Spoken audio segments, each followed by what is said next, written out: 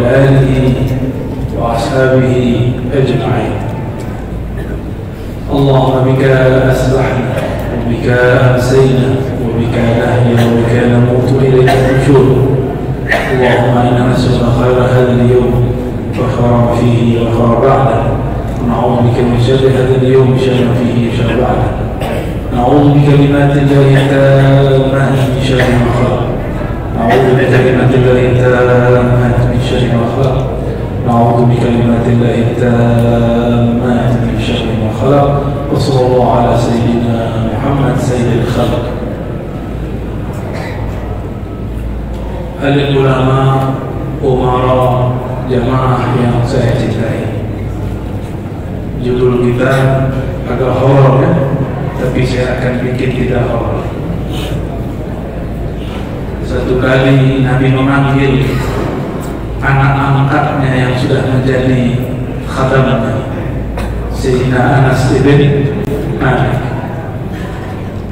Dalam hadis riwayat Imam Tirmidzi yang kualitas hasan, hasan ini setingkat di bawah sahih, satu tingkat di atas dhaif. Berarti yuhtaju kas-sahih. Al-hasanu yuhtaju kas-sahih. Hadis hasan digunakan seperti hadis sahih. Apa kata beliau? Ya bunayya, wahai ananda. Berarti beliau sudah mengangkat Sayyidina Anas sebagai anak angkatnya. In qadarta atau in istata'ta, mana? Jika engkau sanggup an tusbiha wa tumsiya, masuk waktu pagi ataupun sore, sore ataupun pagi. Wa laysa fi qalbika ghishun li ahadin, sedangkan di kalbumu tidak ada ghish, kebencian. Ghish, kemurkaan. Ghish berarti dendam, sakit hati. Tidak ada di kalbumu sedikit pun rasa sakit hati. Tidak menyimpan penyakit-penyakit hati. Faf'al, maka lakukanlah. Kita ulangi apa kata Rasulullah? Wahai ananda, jika engkau sanggup memasuki waktu pagi dan sore, atau sore dan pagi, kalau bahasa Melayu lama petang, benar kan? Jika engkau sanggup masuk waktu petang dan waktu pagi, baterainya kayak over deh. Tidak ada di kalbumu sedikit pun ghishun. Ghishun itu secara harfiah sesuatu yang menghalangi, tapi diartikan di situ kebencian, dendam, sakit hati. Pak Ketua, Pak Wakil, sakit hati nggak kalau diomongin orang di grup-grup? Masuk surga. Masuk surga itu kita bukan dengan sholat tahajud. Sholat tahajud kita gak khusyuk soalnya. Gak dengan sholat subuh kita ngantuk. Tapi kalau di hati ada rasa ketulusan, ya sudah, mungkin saya kurang maksimal memimpin masyarakat. Semoga itu mengukur dan menegur. Masuk surga insya Allah. Masuk surga itu gampang-gampang susah. Sakit hati gak jadi. Apalagi Pak Ketua ya.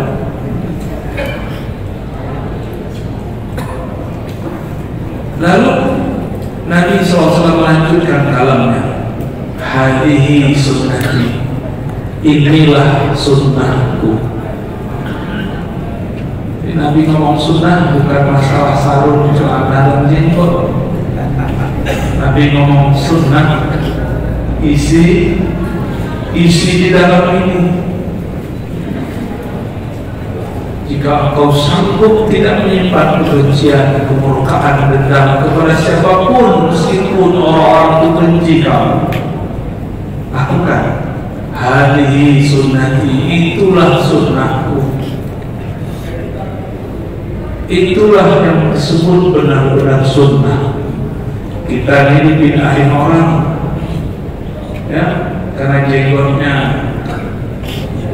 Ustaz Atik Fahmi kurang panjang, LC-nya dipertanyakan. Kata kawan, Ar-Razi itu LC-nya dari mana? LC. Saya jawab, lulusan Ciputat. Susah amat ya. Emang penting bagi saya LC? Tidak penting. LC itu cuma setara BA, bahwa untuk apa gelar-gelar begitu? Kalau tidak membuat kita tawadhu, ya? Kalau gelar cuma bikin sombong, nggak penting. Nggak dibawa mati kok, paling cuma di batu nisan kalau ditulis. Nanti waktu masuk kubur ditanya nggak, nanti tuan medis. Jangan kan? Jangan-jangan nama itu nggak laku juga di sana.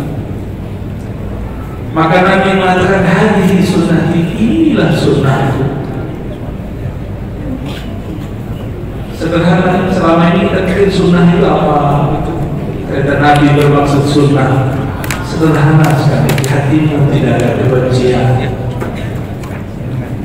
Apa kata Nabi? Man ahya sunnati faqad ahabbani. Yang menghidupkan sunnahku, dia telah mencintai aku. Wa man ahabbani dakhala jannata ma'i. Siapa yang cinta kepadaku, dia masuk surga bersamaku. Saya mau tanya nih Bapak Ibu, adakah surga yang lebih tinggi dari surga Rasulullah? Ada. Surganya Rasul bukan hanya Firdaus, di atasnya Firdaus ada lagi. Surga ru'yat namanya, surga memandang setiap saat, kapanpun mau boleh memandang Allah. Di surga Firdaus hanya boleh memandang Allah pagi dan sore. Tapi pagi sampai sore sama dengan 500 tahun dunia. Berapa tahun?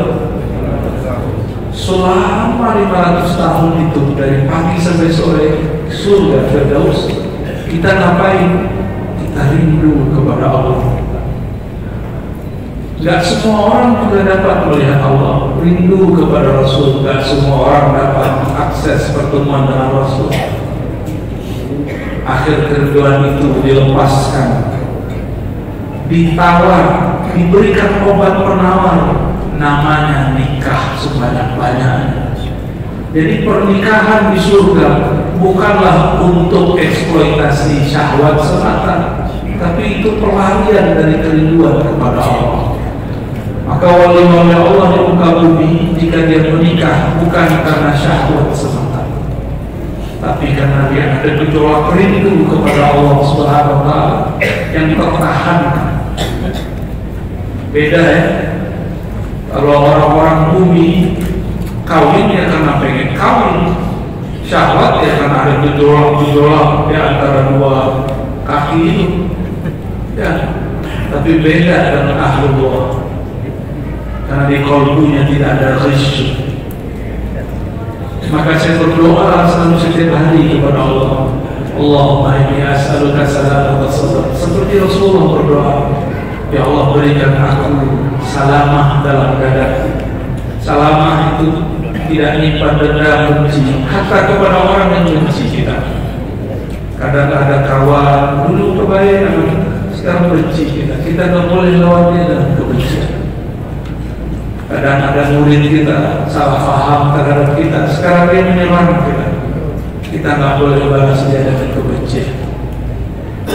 Ya, apalagi orang yang pernah hidup dengan kita, orang yang dulu mungkin tidurnya bareng dengan kita, suami istri sekarang cerai, nggak boleh menyimpan dendam, buang itu. Ya, apalagi sesama pengajian. Kawan sekarang sudah beda manhaj. Tahu manhaj? Tahu manhaj? Belum tahu ya? Jadi sekarang ada istilahnya manhaj. Manhaj itu sistem. Manhaj yang sering disebut-sebut manhaj salaf. Cuma saya, beberapa sahabat saya yang cinta salaf tidak mewarisi sifat ulama salaf.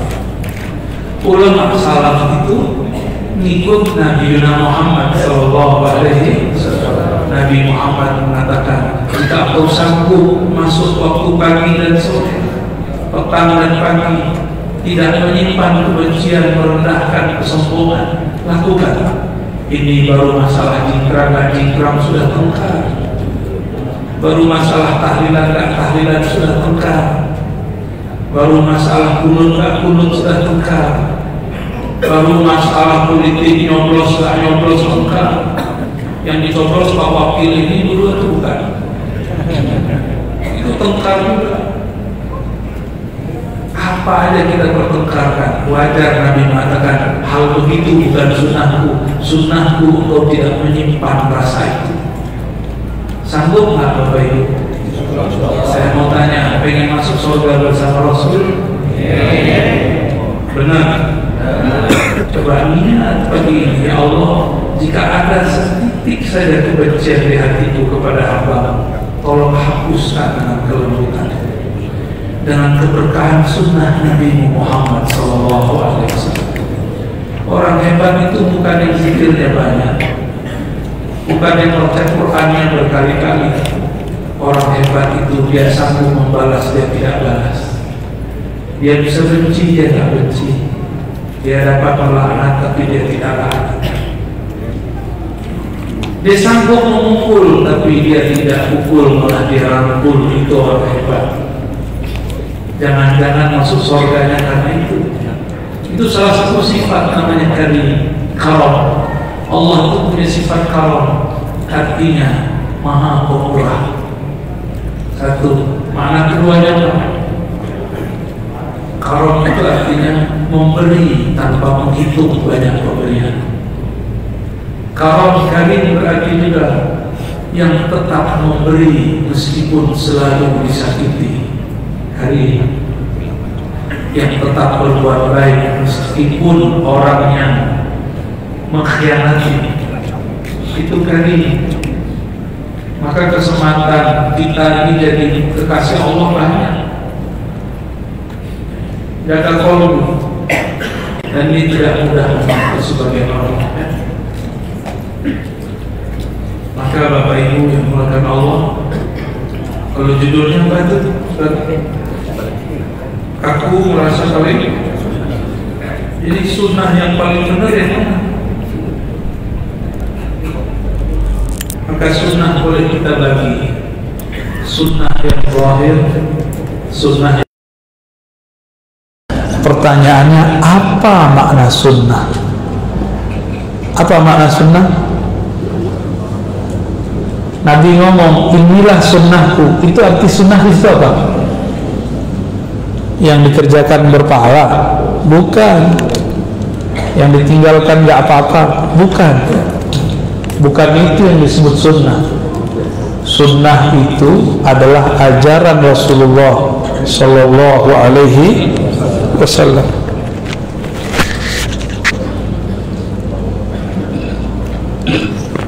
Nah, ajaran Rasulullah itu ada yang zahir, ada yang batin. Yang zahir contohnya pakai pakaian. Dulu di Ka'bah itu orang tawaf pakai apa? Nggak pakai baju. Afwan Pak, nanti aja itu dibagi ya. Nanti dibagi, sabar, nanti aja dibagi. Ruhani kalau sedang makan, dia nggak mau makan yang lain, kecuali Bapak masih belum puas juga dengan kata sunnah tadi ya. Coba lihat anak-anak kita kalau main game, dulu lupa makan Pak, itu baru game, mainan akal. Apalagi mainan kolbu. Orang kalau sudah main kolbu, lagi kasmaran lupa makan, lagi patah hati pun lupa makan. Ya, gitu Pak pengurusnya. Biasakan fokus kalau ngaji. Ini di mana-mana, setiap saya ke Sumatera kok masalahnya sama. Kalau nggak mik di otak hati, makanan dibagi-bagi. So, di mana-mana. Apa masalahnya ini? Ya, mungkin maksud daripada pengurus baik supaya jamaah sembari ngaji, sembari makan. Tapi saya kasih tahu tadi, ya, jangan tersinggung Pak pengurus ya. tenang, saya nggak kesini lagi kan. Orang kalau sudah asik dengan mainan sesuatu, dia lupa makan dan minum. Bapak ini cuma suka rokok, lupa sudah makan minum. Orang sudah asik main YouTube, lupa makan minum. Apalagi suatu makanan kolbu akan membuat kita lupa dengan semuanya. Insya saya juga belum minum, Pak. Kan minumnya nggak ada di atas, nggak ada masalah kok ya. Saya nggak tersinggung Bapak ya.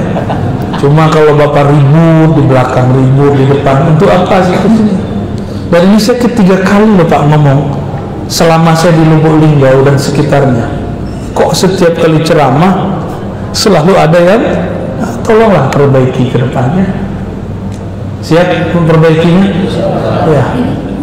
Udah, kita ganti topik ya. Saya sedang berusaha untuk salamatus sodok, biar nggak emosi, saling mengingatkan jika itu salah.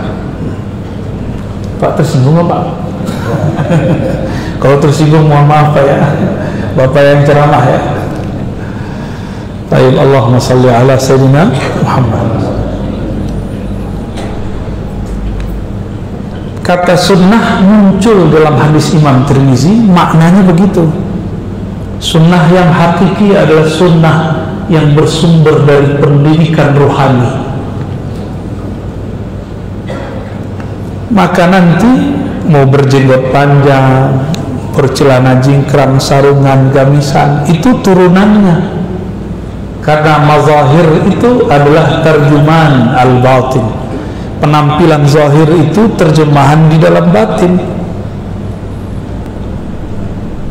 Jangan dibalik, jangan yang zahir mengatur yang batin. Yang batin rohani ini yang harus ngatur zahir kita. Jangan seperti zaman saya dulu berjenggot ya.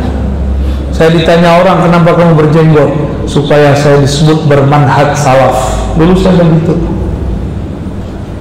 Tapi saya tobat kepada Allah ketika ketemu seorang syekh dari Mesir, dulu ngajar beberapa tahun di Jakarta.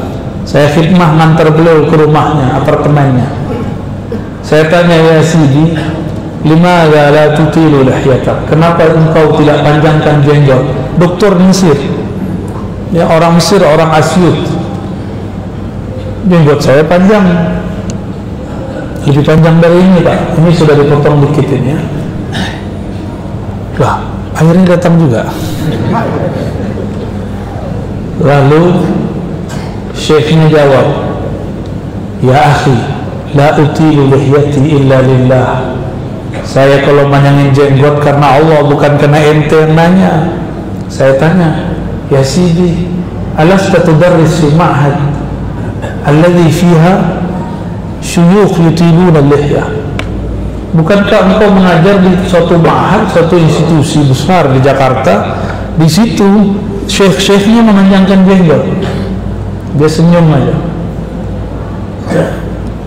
Saya banyak jenggot bukan karena takut mereka, segan sama mereka, tapi karena saya cinta Rasulullah Sallallahu Alaihi Wasallam. Tertampar itu. Jadi 2008 saya baru bener usaha jenggot. Bahwa jenggot ini nggak ada urusan sama orang yang ngeritik dan tidak ngeritik, tapi betul-betul karena cinta Rasulullah Sallallahu Alaihi Wasallam. Saya baca hadis Nabi berjenggot, saya pengen berjenggot. Yang belum itu, ini Ustadz ini belum sampai di hadis ta'adud. Ya, jenggot sudah, ya. Serban sudah, ya. Jadi sunnah itu ada beberapa. Ini tadi sunnah batin. Di hadis yang lain, Nabi lagi pulang. Ternyata di depan rumah sudah ada 3 orang lagi berdebat tentang sunnah. Kata satu orang, demi Allah, la anamu lailan, saya nggak akan tidur malam hari, sholat terus. Dan yang kedua, la tazawwaju abadan, saya nggak akan nikah, jomblo seumur hidup, membujang sampai mati. Kata dia, inilah sunnah, menghantam syahwat. Kata yang ketiga, la uftiru abadan, saya nggak akan berbuka di siang hari, mau puasa terus setiap hari. Datang Rasulullah, Nabi kemudian dengar, kenapa nih berisik-berisik ini, ada apa nih kalian ini? Ketika ditanya, ternyata mereka ngomong begitu, ya Rasulullah, saya mau ikut engkau, nggak mau tidur lagi malam hari. Yang kedua nggak mau nikah, yang ketiga nggak mau berbuka di siang hari. Apa kata Rasulullah? Disinilah boleh seorang guru mematahkan untuk mematikan mereka dengan kalimat narsis. Jadi narsis itu untuk orang alim perlu mematahkan orang yang tidak alim. Inni la akhsyakum wa atqakum. Dalam riwayat lain, ana a'lamukum billah, yang paling kenal Allah itu siapa? Kamu atau aku? Kata Rasulullah. Pasti sahabat bilang apa? Engkau wahai Rasulullah. Yang paling takut Allah siapa? Aku atau kamu? Engkau wahai Rasulullah. Yang paling takwa siapa? Aku atau kamu? Engkau wahai Rasulullah. Maka Nabi ngomong, ana alimkum billah, ana akhsyakum billah, ana atqakum billah. Aku yang lebih takwa, lebih tahu, lebih kenal Allah. Sedangkan aku masih menikah, masih tidur di malam hari. Yang ketiga, masih berbuka di siang hari. Baru Nabi mengatakan, hadhihi sunnati, inilah sunnahku. Siapa yang tidak senang sunnahku, maka bukan bagian dariku. Falaysa minni, faman raghiba an sunnati falaysa minni. Yang tidak senang sunnahku bukan bagian dari aku. Berarti sunnah di situ apa? Keseimbangan sisi ibadah kita hamba Allah dan sisi basyariah kita sebagai manusia biasa. Dan yang paling penting kalamnya di situ Nabi berbicara, akulah orang yang paling kenal Allah. Jadi intinya sunnah itu kenal Allah. Kenal Allah di mana? Di celana jingkrang, jenggot panjang, baju gamis, kopiah hitam, parpol, atau di mana? Atau di kolbu? Saya mau tanya nih, yang pakai baju gamis apakah lebih alim dari yang pakai celana sarung? Sepakat ya? Sepakat. Yang saya berjenggot begini, apakah saya lebih takut kepada Allah? Yang sampingnya nggak berjenggot? Nggak jaminan. Di kampung saya kalau ada orang berjenggot disebut dukun. Maka ustadz-ustadznya nggak mau berjenggot. Guru saya berapa orang saya tanya, Buya, Abuya, Syekh Muda. Dulu di sana tuh Syekh Muda panggilannya, Syekh Mudo. Kok Abuya ini nggak panjangkan jenggot? Jawabannya apa? Itu dukun. Saya bukan dukun, tukang hembus-hembus. Bukan. Jadi seperti yang diceritakan Habib siapa kemarin, yang antum cerita semua yang sudah diamalkan. Habib Masyhur saudaranya Habib Omar sudah mengamalkan semua sunnah kecuali Habib Abdullah, Sahib Ratib Al-Haddad diceritakan oleh sahabat kita karena beliau sudah berkali-kali jadi kuburiyun di sana ya, ziarah ke kubur beliau. Di zamannya mengamalkan semua sunnah. Nabi poligami, dia poligami. Nabi sholat begini, dia sholat begini. Nabi ziarah kubur, semua dikerjakan. Cuma satu yang tidak diamalkan, rambut gondrong. Kenapa? Karena rambut gondrong simbol orang-orang nakal di zamannya, simbol ahli bid'ah di zamannya. Padahal Nabi rambutnya gondrong, Pak. Nabi itu tutup telinganya separuh. Jadi jangan benci melihat orang rambut gondrong. Padahal itu sunnah Nabi.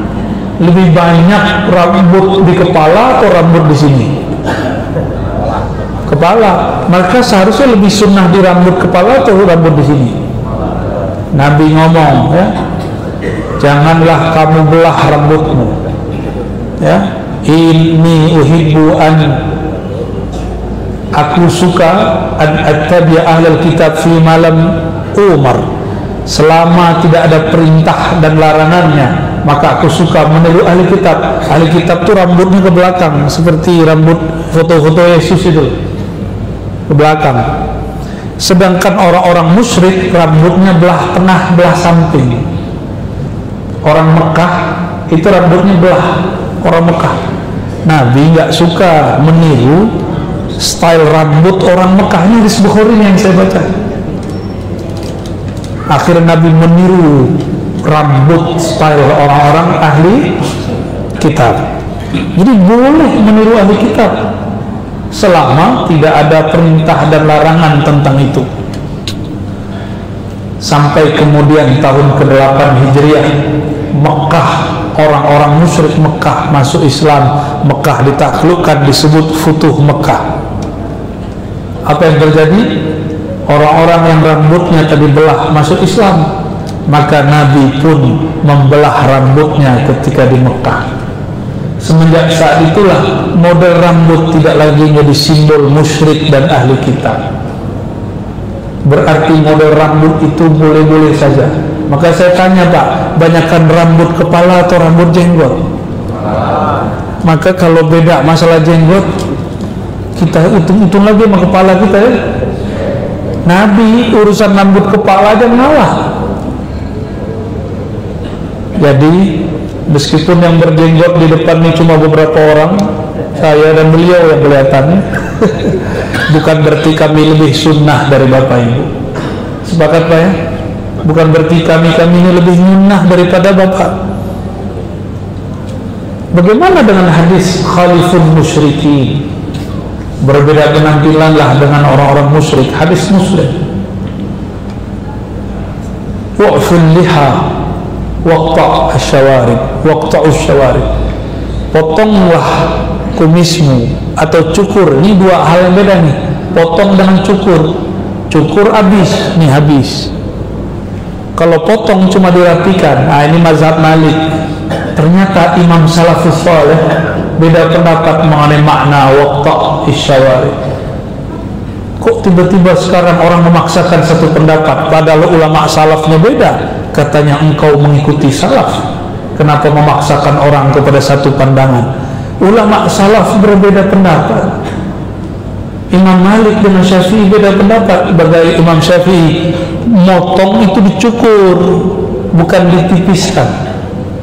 Makanya jangan heran Abu Sayyid Muhammad Alawi Al-Maliki yang pernah diziarahi ayahanda beliau, Abah Haji, pernah ke sana waktu masih hidup. Itu beliau, Abu Sayyid Muhammad, ulama Mekah, turun-temurun ngajar di Mekah, sampai kemudian kelompok yang keras melarang beliau ngajar di Mekah. Kumisnya cuma ditipiskan. Jadi bapak-bapak yang masih berkumis ini jadi punya dalil Pak ya. yang kumisnya sudah dipotong Syafi'i, tapi jenggotnya belum Syafi'i. Yang Syafi'i berjenggot Pak. Kata Imam Syafi'i disunnahkan memanjangkan, kayaknya nunggu Kiai Atik Fahmi berjenggot panjang. Baik. Tapi kita nggak akan rusak masalah jenggot ya? Tidak akan rusak karena masalah jenggot. Orang musyrik Mekah ketika Nabi Futuh Mekah masuk Islam semua, mereka itu kumisnya dibiarkan, jenggotnya panjang. Makanya muncullah kebolehan saat itu membiarkan kumis sedikit. Kenapa? Nabi sudah mengislamkan orang-orang musyrik Mekah. Maka masuklah bab ini ke bab anjuran dan makruh, cuma masuk ke bab kebersihan. Karena orang musyriknya sudah masuk Islam. Maka saya tanya lagi, banyakkan rambut di atas bibir atau rambut kepala? Jika rambut kepala pun Nabi sudah bolehkan ala orang musyrik, apalagi cuma rambut? Gitu cara memahami hadis ya?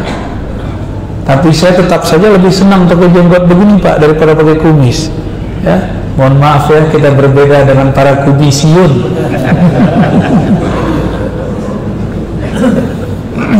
Saya jadi faham, oh jika Al-Habib Abdullah Al-Haddad mengalah dari model rambut, wajar kalau kiai-kiai guru-guru saya di kampung dulu beliau tidak memanjangkan jenggot, karena jenggot di kampung kita dulu jadi simbol para dukun.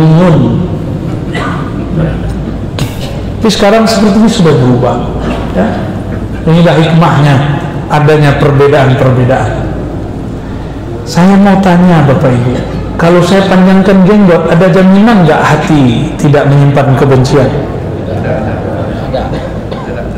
Kalau saya berjenggot merasa lebih munah daripada orang lain, hatinya selamat tak?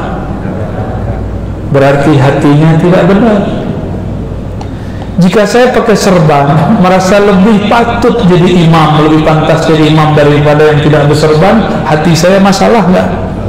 Masalah. Jika saya pakai sarung, pakai gamis, pakai kopiah, merasa lebih soleh daripada yang pakai celana, ini kolbu bermasalah nggak? Berarti dia zahirnya pakai sunnah, batinnya belum. Inilah PR kita bersama. Sekarang muncul semangat orang mengamalkan sunnah, sayangnya baru sunnah yang zahir. Maka tolong kepada orang-orang tua, para ustadz-ustadz, ajarkan sunnah yang batin kepada yang muda-muda. Bapak-bapak ini bakal dibid'ahkan, akan dianggap orang ini ahlu bid'ah, kullu bid'atin dolalah. Tapi bapak ini nggak boleh ngamuk-ngamuk, nggak boleh marah-marah, bisa nggak? Lama-lama mereka mikir, kok saya ini belajar sunnah kok tambah ganas, tambah bengis. Emang begini sunnah Nabi? Kalau kita lawan mereka dengan akhlak, nanti mereka berubah, insya Allah. Ya, ini saya lagi bener nih Pak. Biasanya nggak lawan juga. Tertampar oleh hadis Imam Tirmizi. Ajaran beliau diajarkan secara pribadi kepada Anas bin Malik. Wahai Ananda, sunnahku itu adalah isi hatimu tidak menyimpan kebencian. Bisa nggak? Ya. Nanti misalnya ini kayak Kiai Atik Fahmi ini mimpin pesantren, punya santri beda politik, santrinya malah nyerang dia. Kiai saya sedang belot, penjilat. Apakah dia sedih? Kalau dia sedih boleh, tapi kalau dia benci, dia baca rotib wirid sakron, mau menghancurkan orang yang ngeritik dia, baru nggak bener ya. Wirid kok dipakai untuk menghancurkan orang? Kalau lagi perang boleh, ada wirid-wirid doa-doa yang dipakai lagi perang, bukan lagi bertengkar. Lagi bertengkar jangan pakai wirid-wirid menghancurkan, justru yang dipakai wirid untuk mengislah, memperbaiki. Jemaah subuh yang dimuliakan Allah, yang diberkahi Allah, ini waktu pagi Nabi ngomong, in qadarta antum siya wa tusbiha, jika engkau masuk petang hari, pagi hari, tidak menyimpan risyun, kebencian. Coba ingat-ingat, kita pernah merendahkan siapa? Pernah benci kepada siapa? Atau tengkar dengan orang tersayang di rumah? Atau tengkar dengan tetangga di samping rumah? Atau tetangga masjid? Atau jamaah di samping kita? Coba sekarang dibuang. Ya, katakan, ya Allah, berikan kami salamatus sadar. Bisa nggak? Bisa ya? Insya. Jadi nanti kalau kita dibid'ahin orang, jawabnya gimana? Marah nggak? Jangan marah, biasa aja ya. Biasa-biasa aja. Ajak ngopi bareng Pak, nanti hilang itu babnya. Ajak duduk-duduk, kalau nggak mau duduk di majelis, karena mereka ini anti semajelis dengan kita. Karena ustadz yang berbeda faham tidak boleh dihadiri. Kalau Ar-Razi datang, jangan datang, karena dia ustadz paling sesat, kata dia. Ya, saya nggak sedih, malah ketawa begitunya. Orang yang ngomong saya sesat, ngaji Sahih Bukhari belum khatam. Alhamdulillah kami dibimbing oleh guru mulia untuk khatam Sahih Bukhari. Saya dibilang sesat, ya senyumlah. Ya. Dia arba'in pun belum hafal, bilang kita sesat. Lucu nggak? Lucu nggak Pak? Ya? Saya jenggot aja pakai sanad, Pak. Ada namanya musalsal biqabdil lihyah. Hadis musalsal yang bersambung ke Nabi menirukan cara Nabi megang jenggot. Jadi Nabi itu pernah megang jenggot terus ngomong. Itu ditirukan oleh sahabat oleh tabiin sampai ke guru saya dan sampai kepada saya. Jadi masih kami riwayatkan hadis itu. Jadi jenggot saya ini bersanad, bukan pakai hadis Bukhari nomor sekian, bukan. Tapi kami masih riwayatkan hadis berjenggot sampai hari ini. Namanya al-musalsal biqabdil lihyah. Hadis musalsal memegang jenggot. Yang nggak punya jenggot, mohon maaf, pegang jenglot aja. Guru saya nggak berjenggot, sengaja karena mau meriwayatkan hadis ini dipanjangkan jenggotnya beberapa minggu, nggak dipotong. Takjub saya itu, Pak. Jadi jenggot saya ini ada dalilnya, ada hujahnya insya Allah. Yang belum itu yang jarang saya pakai cincin di sebelah jari karena nggak muat, Pak. Maklum hadiah. Ya semuat-muatnya lah. Buat di sini pasang di sini, buat di sini pasang di sini. Kalau sudah dipasang di jari kelingking nggak tahan lama, besok banyak yang minta. Kalau ini ada alasan, dibuka-buka nggak keluar-keluar. Allahumma sholli ala Muhammad. Ya. Jadi jika disebut aku paling sunnah, paling munnah, maka sunnah dapat kita bagi dua. Sunnah yang zahir, sunnah yang batin. Apa makna sunnah? Bukan yang dikerjakan berpahala, ditinggalkan gak apa-apa. Sunnah itu ajaran Rasulullah Sallallahu Alaihi Wasallam. Kata sunnah muncul lagi di hadis masalah nikah. An-nikahu sunnati. Nikah itu sunnahku. Bukan berarti dikerjakan berpahala, ditinggalkan gak apa-apa, bukan. Sunnati artinya siroti, makna lain. Apa arti siroti? Sirahku, perjalanan hidupku, sirahnya para nabi. Semua nabi menikah. Maka Nabi Isa yang katanya jomblo nanti turun menikah, Pak. Ini sudah dekat nih masanya. Kalau Nabi Isa turun, dia menikah. Setelah daulah akhir zaman berdiri, dia akan menikah dengan seorang perempuan bahkan lebih. Waktu itu sudah nggak ada lagi cemburu-cemburu, udah nggak ada. Ya Bu ya, mumpung masih bisa cemburu sekarang Bu. Nanti udah nggak ada cemburu. Nanti hilang aja cemburunya. Karena cemburu ini dengan cinta sedikit sekali. Cemburu dengan murka kebencian sedikit sekali. Jika cemburunya cemburu cinta, maka tanggapannya positif. Jika cemburunya cemburu benci, tanggapannya negatif. Cemburu negatif itu ingin menguasai pasangannya. Cemburu positif justru menyokong pasangannya. Beda tipis ya. Beda tipis. Sayyidah Aisyah pernah sengaja pura-pura jatuhin piring Ummu Salamah. Itu saking cintanya kepada Rasulullah, tapi tidak membuat Aisyah mengatakan ceraikan dia, jika tidak kita pisah. Tidak pernah ngomong begitu. Hafsah nggak pernah ngomong begitu. Ummu Salamah nggak pernah ngomong begitu. Ya Rasulullah, jika kamu cinta aku, ceraikan dia, kalau nggak kita cerai. Nggak pernah ngomong begitu. Itu bukan cemburu yang sunnah. Jadi cemburu aja berbab sunnah dan bid'ahnya. Ya, bapak ini cemburu sama istri, jangan berlebihan juga. Jangan sampai membuat istri tersiksa. Cemburunya harus membuat apa? Membara dan memburu. Jangan sampai kemudian membuat tersiksa. Orang mencinta untuk bahagia, bukan cinta untuk sengsara. Ya. Maka setiap kali kita cemburu berlebihan, maka kebahagiaan orang kurangi. Ya, cinta aja. Kembali ke bab yang tadi. Berarti hadhihi, apa kata Nabi? An-nikahu sunnati.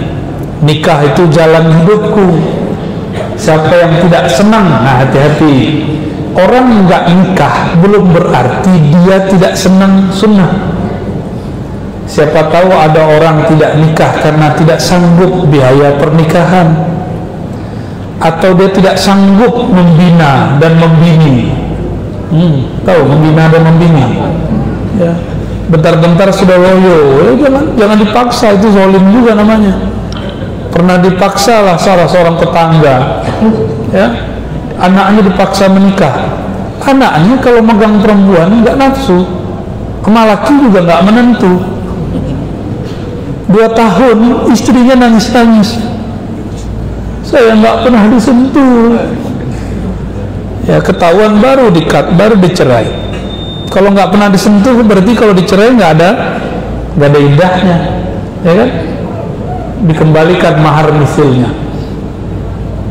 Nabi mengatakan nikah itu jalan hidupku. Siapa yang membenci jalan hidupku? Nah, saya mau tanya, Nabi itu, mohon maaf nih ibu, jangan salah paham. Nabi itu menikah lebih dari 1? Jangan pernah benci poligami. Ya. Hatta ibu-ibu nggak boleh benci poligami. Ini bapak-bapak aja ada yang sok-sokan, sok-sok benci poligami. Lihat bini orang matanya jelalatan. Sama kita, sama. Kan sama-sama laki-laki juga.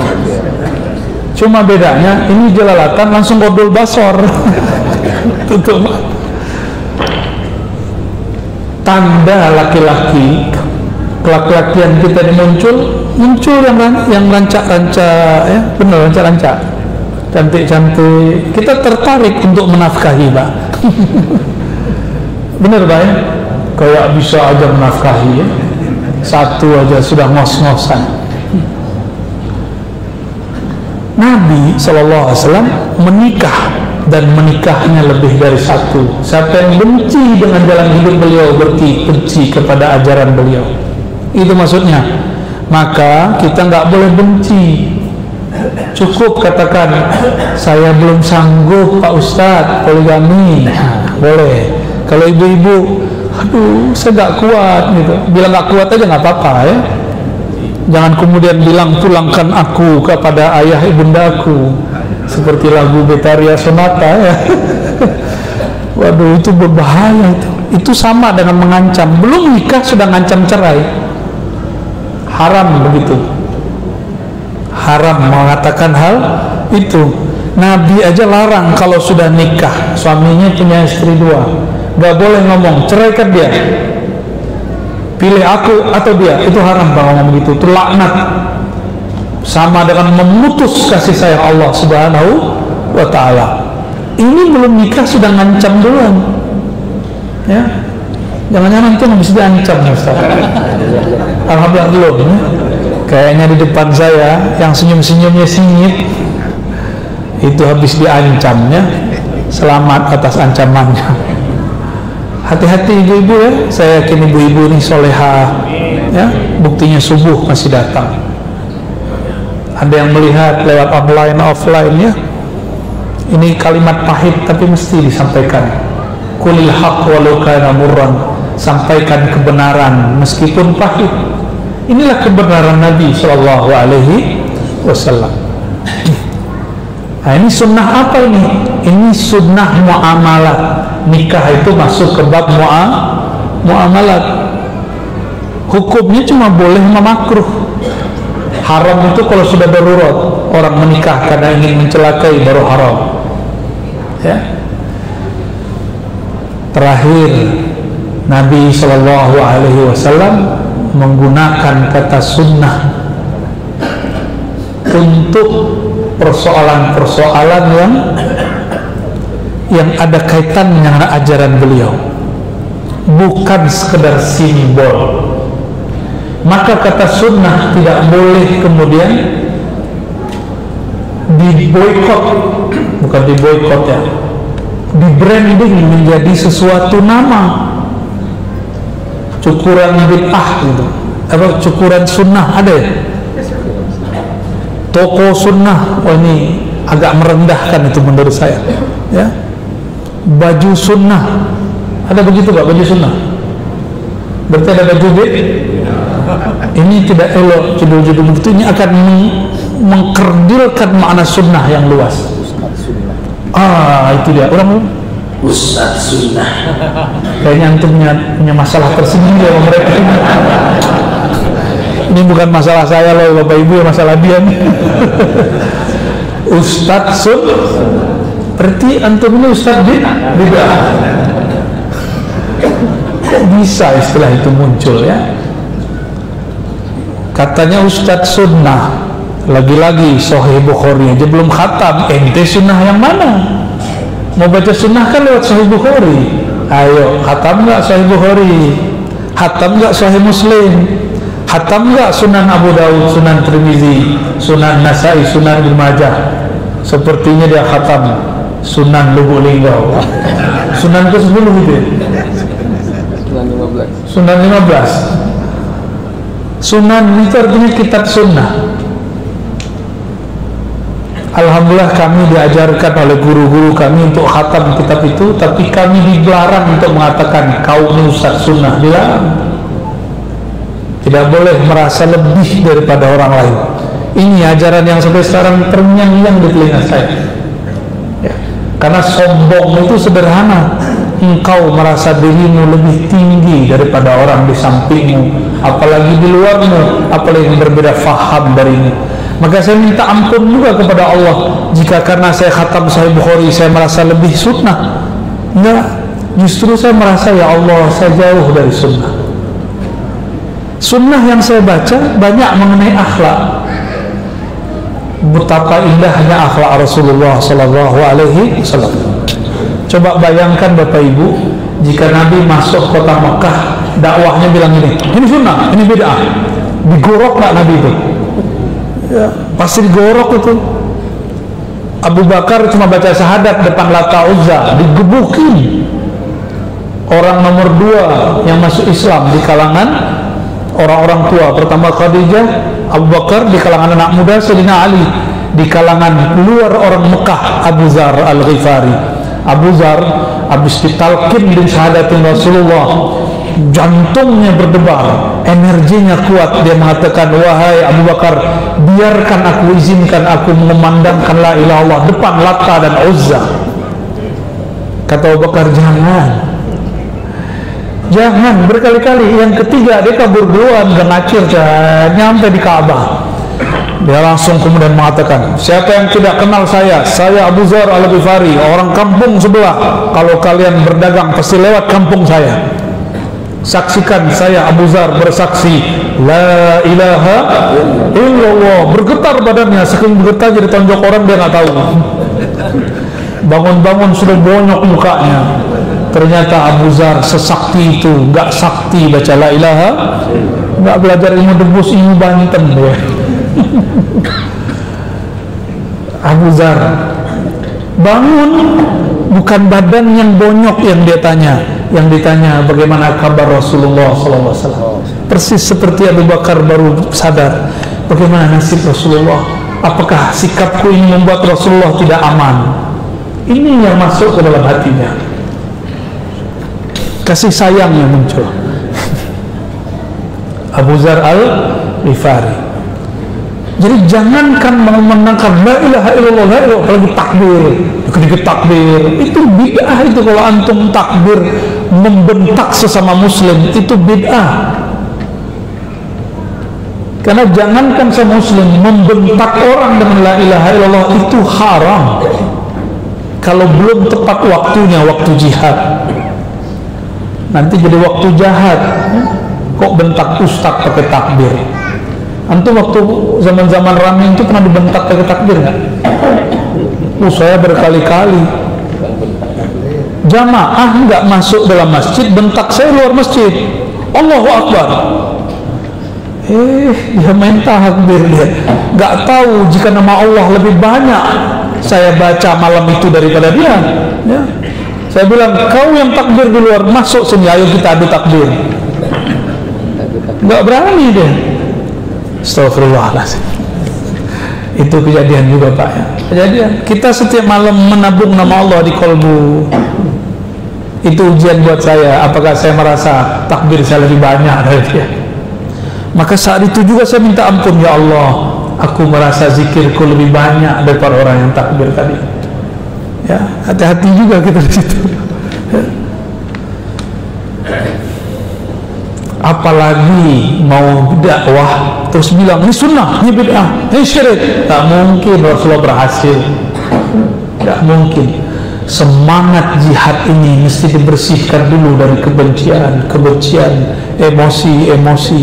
Semakin emosi itu dibereskan, dipendam, dibersihkan, dikuatkan, diasah, dia menjadi energi luar biasa. 13 tahun Nabi mengasah emosinya sehingga menjadi senjata yang tajam. Ketika pindah ke Madinah tahun kedua langsung wajib jihad, perang Al-Badar. 13 tahun beliau memendam emosi itu, dibersihkan sifat kebenciannya, dibersihkan sifat egonya, dibersihkan sifat narsisnya, sehingga ketika perang tidak lagi dengan nafsu, ketika membunuh bukan lagi dengan sesuatu yang memburu, tapi karena perintah Allah Subhanahu wa ta'ala. Muncul perintah perang, hai Muhammad. Maka Nabi mengajarkan sahabat yang jumlahnya cuma 300-an orang, 313, tapi semua mereka adalah orang-orang yang di kolbunya sudah membara kalimah la ilaha illallah, tapi diadamkan dengan akhlak Rasulullah sehingga emosinya dapat terkendalikan. Jadi sebelum jihad benerin dulu nafsiyahnya, emosinya. Gak boleh baru hijrah langsung jihad, gak boleh. Harus dididik dulu. Ini yang gak muncul dalam fikih-fikih jihad hari ini. Ini yang ditegur oleh Imam Al-Hakim At-Tirmizi dalam kitab Khatmul Awliya. Sebelum Rasulullah meledakkan semangat jihadnya, beliau mengolahnya sebagus mungkin. Beliau tidak mengeluarkannya sebelum saatnya. Disitulah saya faham kok tentara Al-Mahdi akhir zaman menaklukkan negeri Eropa, negeri Rom cukup dengan takbir, semuanya luluh lantak. Karena dengan takbirnya di sana tumbang, orang yang dengar langsung gemeteran. Ini sudah pelajaran banyak nih, bertahun-tahun kita takbir, nggak ada efek yang menang aja, enggak. Ya kan, takbir kita kemana Pak? Nggak naik ke Allah. Maka saya lama berpikir, apa yang salah dari takbir kita ini? Ternyata kita takbir dengan kesombongan. Padahal takbir itu menghabiskan sombongmu dalam sombongnya Allah. Hanya Allah lah yang sombong. Betul, jihad perang Al-Badar, satu orang emosinya sudah dapat dikendalikan, emosinya dibersamai malaikat muqarrabin. Mereka ini disebutkan di hadis Imam Muslim. Ini bukan cerita palsu, ini bukan dongeng. Belum sampai tangannya, belum sampai pedangnya mengenai musuh, itu musuh sudah jatuh kemana-mana. Ini dari hadis Muslim Pak. Ada hadisnya. Nanti di akhir zaman itu terjadi kembali, mirip-mirip kayak perang-perang di film-film ya. Gitu ya. Ar-Razi mendongeng lagi, kata kawan. Kalau begitu kau tidak ikut sunnah Nabi. Ini Sahih Muslim, ada juga semakna dengannya di Bukhari. Nabi bertanya kepada Jibril, Jibril, yang ikut perang di kalangan kalian itu siapa waktu kami perang Badar? Kata Jibril, sebagaimana yang ikut perang bersamamu orang-orang pilihan, maka yang ikut turun dari langit saat itu juga malaikat pilihan. Dia kalau malaikat itu cukup gini sayapnya, maka malaikat jadi sayapnya Ahlul Badar. Di akhir zaman begitu Pak. Dia baca Allahu Akbar, itu kayak nembak ke sana. Maka coba latih kembali emosi kita. Jangan-jangan emosi kita meledak sebelum saatnya. Pernah dengar Ain? Ain pernah dengar? Penyakit Ain pernah dengar? Innal aina hakun, sesungguhnya penyakit ain itu benar. Ain itu sama Pak, emosi yang meledak di dalam tapi disalurkan lewat mata. Siapa yang kena sakit dia. Jika sihir aja bisa pakai ain, apalagi ahlullah, pakai nafas dia bisa menundukkan orang. Insya wah, nantilah ilmu ini akan Allah berikan lewat imam akhir zaman, namanya Al-Mahdi, insya Allah. Ini sudah 6:30. Cukup? Nggak ada tanya jawabnya? Ada? Ya, ini terserah antum, ini tamu. Tafadhal, mau ngapain? Ya. Baik, terima kasih kepada Buya Al-Razi. Kami persilahkan 2 pertanyaan karena beliau tidak bisa lama-lama, akan segera bersiap ke Bengkulu, siang nanti ada acara di Bengkulu. Jadi mohon maaf kalau pertanyaannya kami batasi 2, dan mohon jangan bertele-tele banyak-banyak bertanya, 1 orang 1 pertanyaan. Tolong ditaati, kalau tidak tahan saya nanti tutup, tidak boleh bertanya. Mohon maaf, alafu ya. Silakan Dibacain. Ini ada pertanyaan. Mohon tanya apa yang dikerjakan atau diamalkan Nabi Muhammad pada saat berkhalwat 40 hari 40 malam di Gua Hira,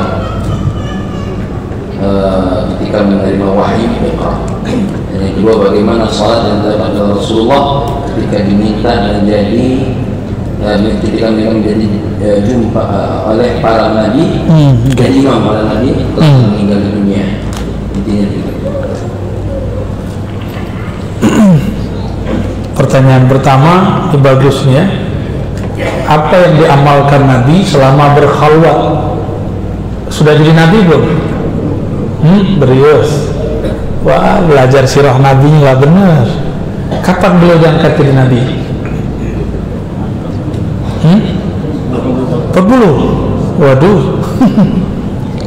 Berarti memang buku-buku sejarah Islam yang ada di sekolah wajib direvisi. Ada orang kemenak di sini sampaikan gitu. Ya. Berarti nggak mengikuti sunnah Nabi, hadis Nabi. Nabi ditanya kapan engkau diangkat jadi Nabi, hadis Tirmizi, hadisnya Hasan. Beliau jawab, Adam belum dicipta, saya sudah jadi Nabi. Ya, mata wajabat lakan nubuwah, qala Adam baina ruhin wa tin. Adam belum ada, aku sudah menjadi baina ruhin wal jasad, belum ada, masih dipisah ruh dan jasadnya, belum ada jasadnya. Ini hadis yang paling sahih mengenai bahwa Nabi Muhammad sudah jadi Nabi sebelum alam ini dicipta. Disebut masa azali, masa sebelum alam tercipta, masa pra-masa, keadaan pra-keadaan. Udah jadi Nabi Pak, namanya Ahmad. Itu yang disebut oleh Nabi Isa, ismuhu Ahmad.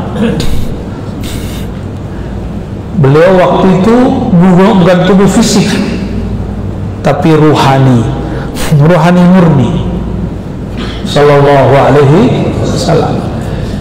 Abu Darda bertanya dalam hadis Imam Darimi, hadisnya sahih, kapan engkau sadar engkau Nabi? Sadar, bukan diangkat. Kata beliau, waktu aku kecil dadaku dibelah, apa istilahnya? Dibelah oleh, belah itu bahasa orang seberang, dibelah oleh Sayyidina Jibril, dikeluarkan di dalamnya ada 2 bintik hitam, dibersihkan lalu dimasukkan kembali. Umur berapa itu? 5 atau 7? Ada riwayatnya 5, ada 7 kan? Berarti beliau sadar sebagai Nabi umur ya.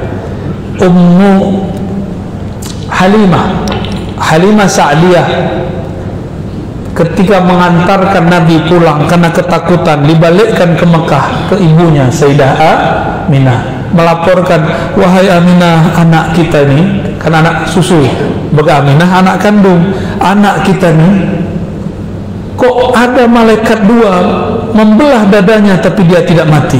Siapa kira-kira anak kita ini? Aminah senyum-senyum aja, kamu norak, kira-kira begitu. Ini anak kita waktu saya lahir saya nggak melihat darah, saya melihatnya cahaya. Maka Aminah sudah sadar anaknya seorang nabi, karena setiap malam Jibril datang dan para malaikat dan nabi-nabi. Hei Aminah, yang kau kandung adalah penghulu alam semesta, pemimpin para nabi dan rasul. Aminah sudah mengerti. Maka Aminah ini bukan orang musyrik, bukan musyrikah, dia seorang wali Allah Subhanahu wa ta'ala. Jadi gimana? Berarti Nabi Muhammad itu sudah punya sesuatu belum dalam dirinya? Sudah. Apa wiridnya? Namanya wirid nubuwah. Ini wirid masih saya rahasiakan Pak ya. Apa nama wiridnya? Wirid nubuwah. Nah, ini kita masih rahasiakan, belum boleh diceritakan begini ya. Nanti lain waktu kita ceritakan apa itu wirid nubuwah. Kalau yang Bapak baca itu wirid risalah namanya. Subhanallah, alhamdulillah, la ilaha illallah, bersolat, ruku, sujud. Itu namanya wirid apa? Wirid risalah. Kalau wirid nubuwah lain lagi Pak. Ya, yang paham ahlullah, ulama, pewaris Allah, pewaris nabi-nabi Allah ya. Yang kedua tadi cara sholat, yang pasti kita tidak diwajibkan mengetahuinya. Namun berdasarkan beberapa riwayat yang kita kumpulkan, cara sholatnya itu beliau di satu riwayat, tapi saya tidak sepakat. Jibril kemudian menuntun gerakan sholatnya. Tapi saya bertanya balik, pantaskah Jibril menuntun? Padahal ketika Nabi Muhammad naik ke aras, Jibril tidak tembus. Siapakah yang guru, siapakah yang murid? Jibrilkah gurunya atau Rasulullah lah gurunya? Jibril nggak diizinkan naik ke aras. Kalau naik kebakar dia, habis itu, hancur tubuhnya, tubuh cahayanya hancur. Yang sanggup hanya tubuh yang berlapis-lapiskan cahaya, nurun ala nur. Jika beliau sudah nabi sebelum penciptaan alam semesta, nur itu dikembalikan, beliau sudah tahu cara sholatnya.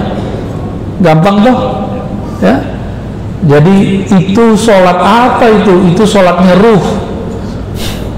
Sholatnya ruh itu sholat ma'rifat. Zahirnya bentuknya ruku dan sujud jika turun ke badan. Ma'rifatnya ruku, takzim kepada Allah. Ma'rifatnya sujud, habislah ego engkau dalam menyembah Allah Subhanahu wa ta'ala. Bayangkan Pak, kita sujud itu lebih rendah daripada kaki, setara dengan telapak kaki, lebih tengah, lebih rendah daripada tempat buang air besar dan kecil. Itu hakikat ma'rifat sujud. Maka orang yang sujudnya masih merasa sombong, dia belum sujud walaupun jidatnya berwarna macam-macam ya. Jadi silakan, nggak dilarang Pak jidat hitam, nggak dilarang, silakan. Mungkin kulitnya agak aneh sedikit ya, nggak apa-apa. Yang penting jangan ria aja ya, naikin dikit, nah biar kelihatan gitu ya. Enggak. Simahum fi wujuhihim min atharis sujud, terlihat terpancar dari wajah mereka bekas sujud. Bekas sujud bukan bekas fisik. Asar sujud artinya efek orang sujud, kepalanya di bawah gitu ya. Jadi kalaupun kita disalah-salahkan orang, kita nggak usah sombong-sombong. Jadi jangan-jangan ustadz sendiri nih ngajak perangnya. Mohon maaf jika saya pernah ngajak orang tengkar ya. Minta ampun saya kepada Allah Subhanahu wa ta'ala. Jika ada video begitu di skip aja, kalau perlu dihilangkan dari YouTube. Yang banyak sekarang video tentang akhlak, tasawuf, ma'rifatullah, itu biarkan. Itu masa lalu sebelum pandemi ya. Tengkar-tengkar itu. Enggak tengkar juga sih, cuma menjawab aja. Baik. Oke, khalas. Saya rasa cukup lah ya. Mohon maaf, mohon izin, ini hari terakhir di kota apa gelarnya? Gelarnya apa? Bumi Selampari. Nah, insya Allah jika berjodoh lagi kita ketemu di waktu masa depan, insya Allah. Insya Allah di masa depan, di waktu nanti pertanyaannya lebih berkualitas lagi, insya Allah nanti kita buat daurah Ahlussunnah di ma'had beliau atau di ma'had manapun nanti ya, biar akidahnya nyambung dengan akidah Nabi, pemahamannya nyambung dengan pemahaman Nabi. Mohon izin nanti tidak salaman, cukup dengan hati saja. Semoga semua tetap diberkahi oleh Allah SWT. Kalau makanan yang mau dibagi silakan Pak ya. Assalamualaikum warahmatullahi wabarakatuh.